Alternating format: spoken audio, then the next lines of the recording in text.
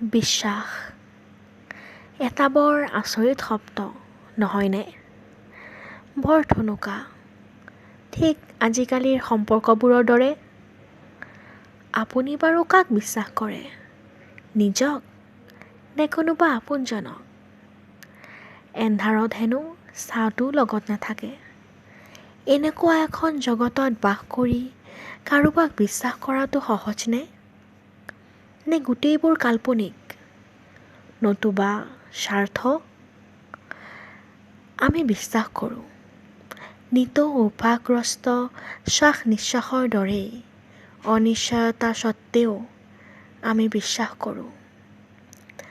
বিশ্বাসটোৱেই ছানি ধৰে দুচকুত পূৰ্ব বয়সপ্ৰাপ্ত কেটেৰেক্টৰ জালি।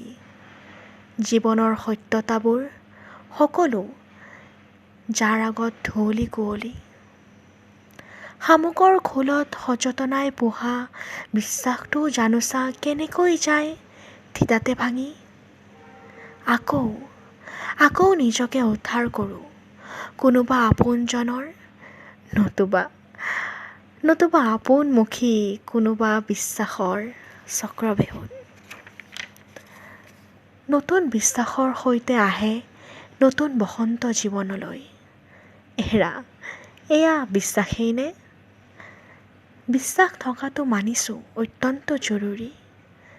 কিন্তু বিশ্বাস নভঙাকৈ জানিব নোৱাৰিনে কাক বিশ্বাস কৰাটো উচিত, কাক অনুচিত?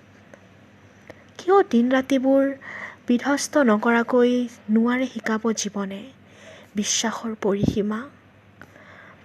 মনটো অস্থিৰ নোহোৱালৈ নোৱাৰি নেকি চিনিব মনক? হয়তো জীৱনে শিকায় বাৰে বাৰে আওৰাই, কিন্তু নিলাজ মনটোই পুনৰ বিশ্বাসৰ ঠিকনা বিচাৰি পায়। পিয়াহটোৰ জীৱাত্মাই জীৱন মৰুভূমিত বিশ্বাসৰ মৰীচিকা বিচাৰি হাবাথুৰি খায়।